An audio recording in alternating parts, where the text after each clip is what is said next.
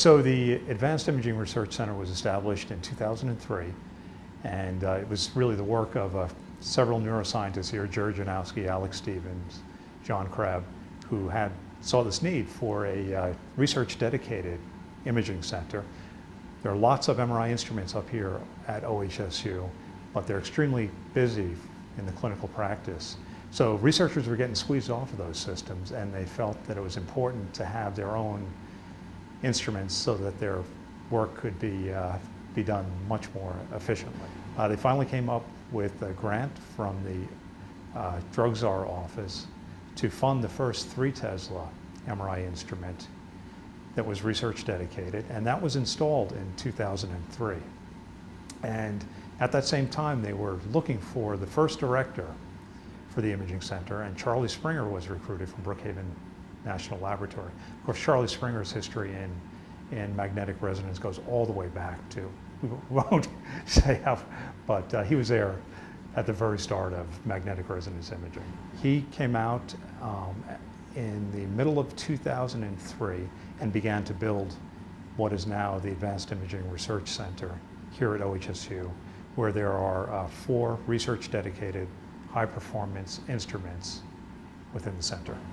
The research that's being done here is quite broad. 80% or so focuses on the neurosciences. There's a lot of work going on to understand how the brain works, to understand how it changes as we develop, how we age, to understand what different pathological or different disease processes look like, to develop improved ways to diagnose disease, to monitor disease, and really to improve healthcare in Oregon and the U.S. in general. One of the great things about magnetic resonance imaging is, as opposed to many other imaging modalities, it does not use ionizing radiation. So that means it doesn't harm tissue. So you can study children, you can study people on repeated occasions, and you really don't have to worry so much about cumulative dose because it's not causing any tissue damage. We have some of the most advanced MRI instrumentation in the world here at the Advanced Imaging Research Center at OHSU. So a big part of that is to figure out how these instruments can really advance healthcare. And for instance, we've got a 7 Tesla whole body MRI instrument. And one of the great things about these very, very strong magnets is you can use the increased sensitivity to get much higher resolution images. So you can really collect pictures with much greater detail, much sharper, these very high definition images that are tremendous for diagnosing, just looking at normal anatomy. And MRI has been tremendous in evaluating new disease treatments. For instance, in a disease like multiple sclerosis, where you can really visualize a disease process with 10 times the sensitivity as a clinical test. So that allows you to take a small group of patients and see how their disease process changes with these very sensitive imaging techniques. And that makes, it really accelerates the pace of drug discovery, and that's really very important. In this room we have a 7 Tesla MRI instrument. We're very fortunate to have one. There are about 30 of these in the world right now. And what's unique about the system is that it has a much higher magnetic field than a standard clinical MRI instrument. And the reason that's important is because that gives you better sensitivity. You get higher signal, and you can trade that signal for collecting higher resolution images, or collecting the same resolution images more rapidly. So we are in the electronics room of the Advanced Imaging Research Center down on one of the basement levels. The electronics in this room power our 7 Tesla MRI instrument and our 12 Tesla MRI instrument, which is just in the room behind me. So one of the amazing things is the sophistication of the electronics that are required to drive these very high performance instruments. It takes 3 kinds of magnetic fields to make a magnetic resonance image. One is the magnetic field from the very large magnets that we have. We saw those in the other room, the 7 Tesla. That's a static magnetic field. Then there are 2 varying types of magnetic fields that are required. One is a radio frequency magnetic field, and in this cabinet we have got radio frequency amplifiers, power amplifiers. So it's as if we've got a little radio station right here in this room. but it's not transmitting over all of Portland area, but just to within a coil that would be surrounding your leg or surrounding your head. And that allows us to manipulate these magnetic dipoles that are polarized by those very strong magnets. So this is a very high performance radio frequency amplifier. So that's one of the magnetic fields that we need. So the other type of magnetic field, one of the other types of magnetic fields that we need is a gradient magnetic field. So what's in this cabinet are very high performance audio amplifiers. So if you're an audiophile, you would have an amplifier that really just couldn't touch the performance.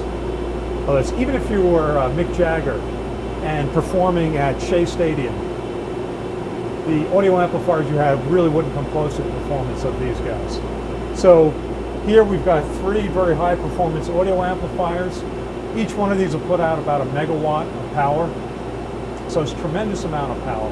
And what this information, or what these amplifiers do, is to disperse the magnetic signals that are produced by that very high field Mri instrument. And that's one of the fields that's critical in producing images. So we're in the 12T MRI laboratory at the Advanced Imaging Research Center. And we're very fortunate here to have a very unique instrument. Behind this door is a 12 Tesla small animal MRI instrument. And you can see the bore of this magnet is much smaller than the bore of a clinical MRI instrument. This is about 31 centimeters. It's enough to study small animals. And again, totally non-invasive.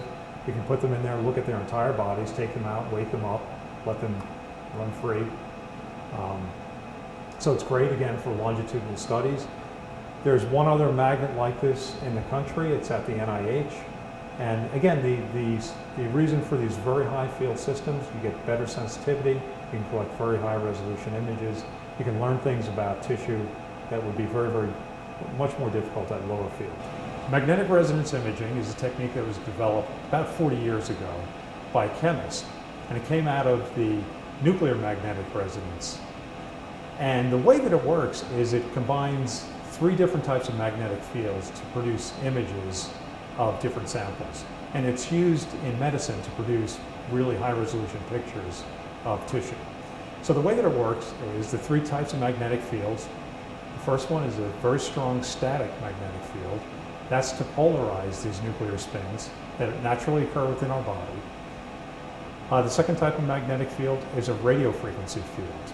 So radio frequency fields are used to manipulate these magnetic dipoles that are produced by these very high field magnets. The last type of magnetic field that you need is a magnetic field gradient. And the reason you need a magnetic field gradient is that MRI produces very narrow signals, very narrow lines from the sample.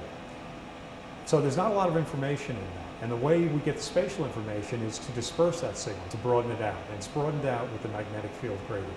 So now we've taken a very narrow signal, broadened it out, but broadened it in a way that we have good information about how it's been broadened. So using that information, we can now convert frequency to spatial information. And that's how we get the images.